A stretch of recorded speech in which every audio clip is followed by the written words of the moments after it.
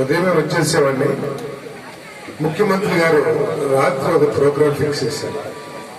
ఇటీవల వచ్చిన వరదల్లో నష్టపోయిన వాళ్ళందరికీ కూడా వాళ్ళకి నష్టపరిహారం అందుతుందా లేదా, వాళ్ళందరూ నష్టపోయిన వాళ్ళందరి పేరు నమోదైనయా లేదా. చాలా మంది ఇళ్లలో కొన్ని వేల మంది ఇళ్లలోకి నీరు వెళ్ళిపోయి ప్రభుత్వమే మెకానికల్ని పెట్టించి టీవీ రిపేర్ చేపిస్తున్నారు ఎల్జీ శాంసంగ్ కంపెనీతో. అదేవిధంగా బీపీసీఎల్ కార్యక్రమాన్ని సమీక్షించే కార్యక్రమాన్ని ఈరోజు ముఖ్యమంత్రి గారు అనుకోకుండా రాత్రి అనౌన్స్ చేయడం జరిగింది. ఆలస్యం చేయమని చెప్పేసి రిక్వెస్ట్ చేశాను.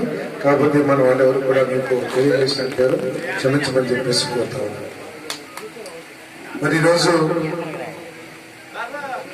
20వ తారీఖు నుంచి 26వ తారీఖు వరకు రాష్ట్ర వ్యాప్తంగా మీ అందరి ఆశీర్వాదంతో వచ్చిన ప్రభుత్వం 100 రోజులు పూర్తి చేసుకున్న సందర్భంగా ఇది మంచి ప్రభుత్వం అనే కార్యక్రమాన్ని రాష్ట్ర వ్యాప్తంగా చేస్తున్న విషయం మీ అందరికీ తెలిసిందే.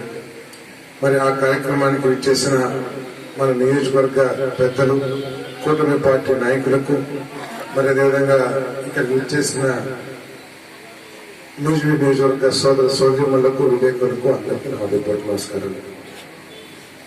ఈ 100 రోజుల్లో దాదాపు 60-65 రోజులు నిద్రలేని రాత్రులే గడిపారని చెప్పేసి నేను తీసేవన్నీ మనం చేస్తాను.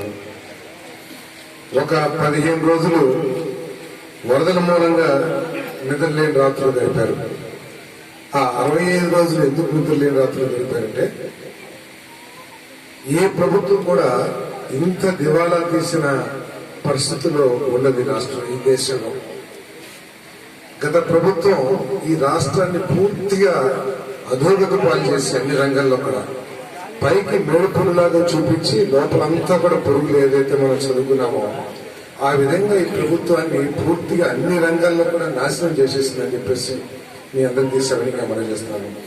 అటువంటి ప్రభుత్వం, ఆ ప్రభుత్వానికి ఎంతో అనుభవజ్ఞుడైన మన చంద్రబాబు నాయుడు గారికి, అదేవిధంగా ప్రజల సంక్షేమం కోసం పోరాటం చేసే పవన్ కళ్యాణ్ గారికి, మరి దేశాన్ని నడిపిస్తున్న మోదీ గారి కూటమిలో నాయకులందరికీ కూడా మీరందరూ అప్పచెప్పారు. దీన్ని ఏ విధంగా నడపాలి? మన ప్రభుత్వం అధికారంలోకి రాకముందు 22, 15వ తారీఖు, 22వ తారీఖు ప్రతి నెల 1వ తారీఖు ఇవ్వాల్సిన జీతాన్ని 22వ తారీఖు, 15వ తారీఖు వచ్చే దౌర్భాగ్య స్థితిలోకి ఈ ప్రభుత్వాన్ని తీసుకెళ్లింది గత ప్రభుత్వం. అటువంటి ప్రభుత్వంలో ప్రజల భవిష్యత్తు ఏమిటో అగమ్య గోచరంగా ఉన్న విషయం మీ అందరికీ తెలిసిందే. వాళ్ళు అనుకున్నారు, ఈ ప్రతిపక్షంలో ఉన్న నాయకులు, మేము అమ్మఒడి ఇస్తున్నాము, చేయూతిస్తున్నాము, పెన్షన్ ఇస్తున్నాము, విద్యాదీవెన ఇస్తున్నాము, ఇళ్ల స్థలం ఇచ్చాము, ఇన్ని ఇచ్చిన తర్వాత మాకు తప్ప ఇంకెవరికి ఓటేస్తారులే అనే ఒక అహంకారంతో పరిపాలన చేసిన విషయం అందరికీ తెలిసిందే. కానీ జగన్మోహన్ రెడ్డి గారు గుర్తించింది ఏమిటంటే, ఆయనకంటే మాకంటే చాలా గొప్ప వాళ్ళు ఈ ప్రజలని చెప్పేసి మనం చేస్తామండి. మా అంత స్వార్థపరులు కాదు ఈ రాష్ట్రంలో తెలుగు ప్రజలు. వారికి కోరికలు ఉండొచ్చు, ప్రభుత్వం మాకు సహాయం చేయాలనో, మమ్మల్ని ఆర్థికంగా ఆదుకోవాలనో, పథకాల ద్వారా మాకు తోడుగా ఉండాలనో ఆశిస్తారు. దాంట్లో తప్పులేదు. కానీ వాళ్ళ స్వార్థం కోసం రాష్ట్రం ఏమైపోయినా పర్వాలేదు, రాష్ట్రం నాశనం అయిపోయినా పర్వాలేదు, మన రాష్ట్రంలోని పిల్లలకి భవిష్యత్తు లేకపోయినా పర్వాలేదు, నాకు నెల నెల పెన్షన్, నాకు చేయూత, లేదా నాకు ఇళ్ల స్థలం వస్తే చాలు అనుకునేంత స్వార్థపరులు కాదని చెప్పేసి బుద్ధొచ్చేటట్టు చెప్పారు గత ఎన్నికలు అని చెప్పేసి నేను అందరికీ సెవెనింగ్గా మనం చేస్తామని.